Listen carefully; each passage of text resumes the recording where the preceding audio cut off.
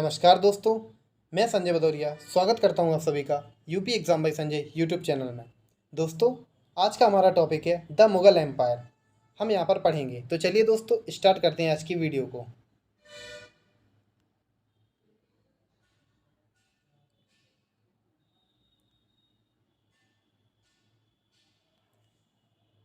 मुग़ल वंश 1526 से 1857।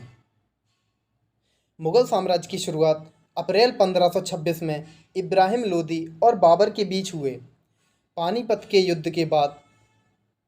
इस युद्ध में जीत के बाद भारत में दिल्ली सल्तनत के शासन का खात्मा हुआ और मध्यकालीन भारत में मुग़ल वंश की नींव रखी गई, जिसके बाद करीब 18वीं शताब्दी देश के प्रथम स्वतंत्रता संग्राम तक मुग़लों ने भारतीय उपमहाद्वीप पर राज किया था।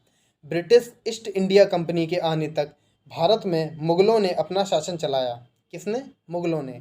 आइए मुग़ल वंश के संस्थापक के बारे में हम यहाँ पर पढ़ते हैं।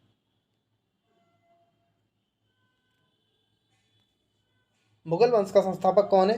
तो ज़हरुद्दीन मोहम्मद बाबर। मुग़ल वंश का संस्थापक बाबर को माना जाता है। बाबर का वास्तविक नाम ज़हरुद्दीन मोहम्मद बाबर था। बाबर का जन्म 14 फरवरी 1483 को फरगना के एक छोटे से राज्य में हुआ था, जो कि वर्तमान उज़्बेकिस्तान में है। बाबर के पिता का नाम उमर शेख मिर्ज़ा, जो कि तैमूर वंशज थे, तथा माता कुतुब निगार खानम, जो कि मंगोल वंश चंगेज़ खां की वंशज थे। 1194 ईस्वी में पिता की मृत्यु के बाद मात्र 11 वर्ष की आयु में यह फरगना का शासक बना। कौन? बाबर।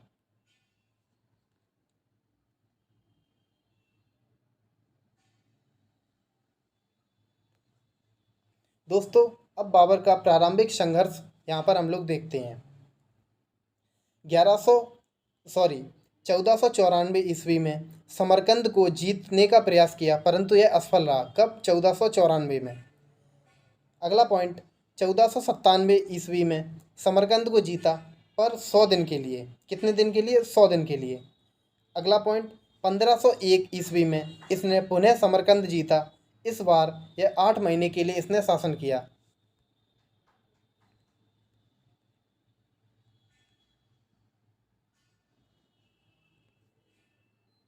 अगला पॉइंट है हमारा 1504 ईस्वी में काबुल और गजनी को इसने जीता। कब? 1504 में। 1507 ईस्वी में इसने पादशाह की उपाधि धारण की। 1511 ईस्वी में एक बार पुनः समरकंद पर आक्रमण किया, इस पर अधिकार किया और 1512 ईस्वी में इसे खो बैठा। मध्य एशिया में असफलता के बाद वह भारत की ओर बढ़ा। कौन? बाबर।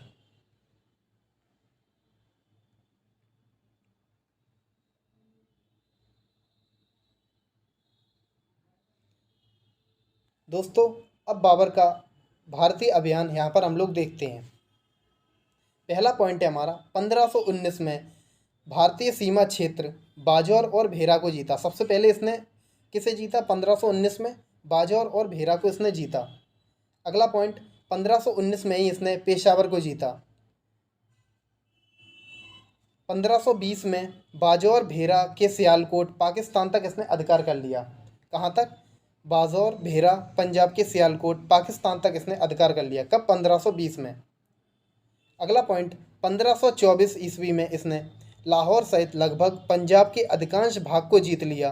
पानीपत के प्रथम युद्ध के लिए बाबर को निमंत्रण कौन कौन देता है? तो पंजाब का सूबेदार दौलत खां लोधी और इब्राहिम लोधी के चाचा आलम खां लोधी तथा मेवाड़ के शासक राणा सांगा ने इसे आमंत्रित किया। इसने निमंत्रण दिया इसे। किसे? बाबर को। कब? 1524 में।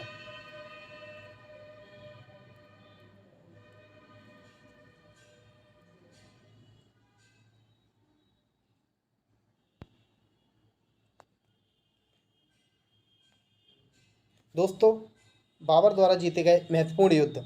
पानीपत का प्रथम युद्ध 1526 में। कब लड़ा जाता है? 1526 में पानीपत का प्रथम युद्ध लड़ा जाता है। अगला युद्ध इसने लड़ा खानवा का युद्ध 1527 में। कब लड़ा? 1527 में। अगला युद्ध इसने चंदेरी का युद्ध 1528 में इसने लड़ा। और लास्ट युद्ध इसने 1529 में घाघरा का युद्ध। पानीपत का प्रथम युद्ध कब लड़ा? 1526 में। खानवा का युद्ध 1527 में। चंदेरी का युद्ध 1528 में। और घाघरा का युद्ध 1529 में। आइए इन युद्धों को डिटेल में हम लोग यहाँ पर पढ़ते हैं।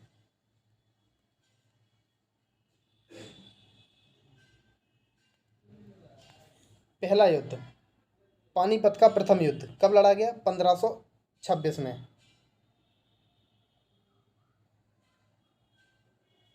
कब लड़ा गया? ऐसे 1526 में पानीपत का प्रथम युद्ध लड़ा गया। पानीपत का प्रथम युद्ध अप्रैल 1526 पानीपत के निकट लड़ा गया था। पानीपत वह स्थान है जहां 12वीं शताब्दी के बाद से उत्तर भारत पर नियंत्रण को लेकर कई निर्णायक लड़ाइयाँ लड़ी गईं। अगला पॉइंट, पानीपत के प्रथम युद्ध में ही भारत में मुगलों ने अपनी नींव रखी, मुगल साम्राज्य की नींव रखी। कब? पानीपत के प्रथम युद्ध से। अगला पॉइंट, यह उन पहली लड़ाइयों में से एक थी जिसमें मुगलों ने बारूद और तोपों का प्रयोग किया। इस लड़ाई में किसका प्रयोग किया? बारूद और तोपों का इसने प्रयोग किया। किसने? बाबर ने।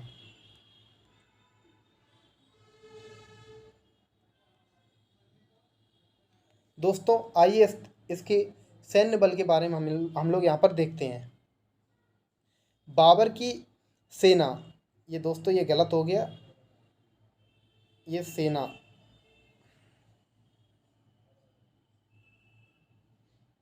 ये सेना है, इधर भी ये गलत हो गया है। ये क्या है? ये सेना लिखा है। बाबर की सेना में लगभग 15,000 सैनिक और 20 से 24 तोपें थीं। कितनी? 15,000 सैनिक और 20 से 24 तोपें थीं। किसकी सेना में? बाबर की सेना में। अगला पॉइंट, इब्राहिम लोदी की सेना में लगभग 80,000 से 1,00,000 सैनिक और कम से कम 1,000 हाथी थे। इब्राहिम लोदी की सेना में लगभग 80,000 से 1,00,000 सैनिक थे और कम से कम 1,000 हाथी थे। किसकी? इब्राहिम लोदी की सेना में।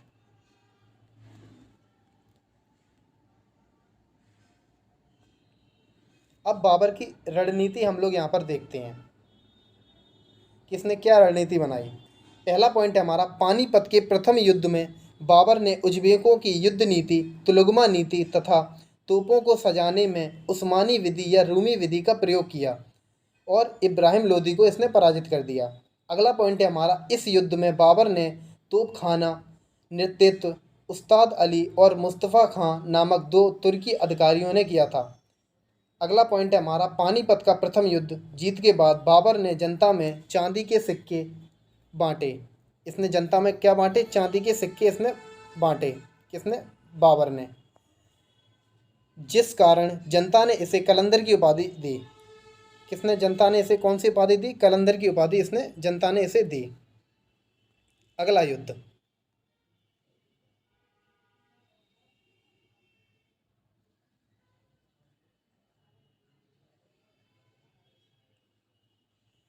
अगला युद्ध है हमारा खानवा का युद्ध।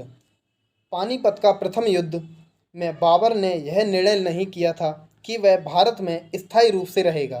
जैसे ही बाबर ने भारत में रहने की योजना बनाई तो राणा सांगा ने विरोध किया।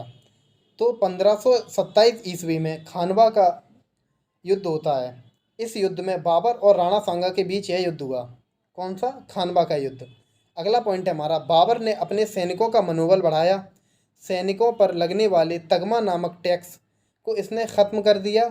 बाबर को हर हाल में यह युद्ध जीतना था। बाबर को हर हाल में यह युद्ध जीतना था। अगला पॉइंट है हमारा, इसी युद्ध में बाबर ने जिहाद शब्द का प्रयोग किया। किस युद्ध में? खानवा के युद्ध में। इस युद्ध में बाबर ने जिहाद शब्द का प्रयोग किया। इसी युद्ध में बाबर ने अपने सैनिकों को मदिरा पीने से रोक लगा दी। किस युद्ध में? खानवा के युद्ध में। अगला पॉइंट है हमारा, बाबर की सेना पूरी बहादुरी से इस युद्ध को लड़ी। इस युद्ध में जीत के बाद बाबर ने गाजी की उपाधि धारण की। कौन सी उपाधि? गाजी की उपाधि। अगला पॉइंट है हमारा, इसी युद्ध में बाबर ने यह निर्णय किया कि वह भारत में अब स्थायी रूप से रहेगा। खानवा के युद्ध से इसने निर्णय किया। अगला युद्ध है हमारा दोस्तों चंदेरी का युद्ध। जो कि कब लड़ा गया, तो 1528 ईस्वी में चंदेरी का युद्ध लड़ा गया। पहला पॉइंट है हमारा, चंदेरी मालवा और बुंदेलखंड की सीमा पर स्थित एक व्यापारिक राजनीतिक केंद्र था। इसी युद्ध में बाबर ने मेदिनी राय को पराजित किया और उसकी दो पुत्री थीं, किसकी, मेदिनी राय की, तो इसने अपने दो पुत्र हुमायूं और कामरान को भेंट कर दिया। अगला युद्ध है हमारा घाघरा का युद्ध। कौन सा युद्ध है हमारा, घाघरा का युद्ध। कब लड़ा गया, 1529 में घाघरा का युद्ध लड़ा गया। कब, 1529 ईस्वी में। आइए देखते हैं। पहला पॉइंट है हमारा, 1529 ईस्वी में इसने घाघरा के युद्ध में बिहार तथा अफगान की संयुक्त सेना को पराजित किया। इसका नेतृत्व महमूद लोदी ने किया था, किंतु बाबर ने अफगानों का पूर्णतः सफाया नहीं किया।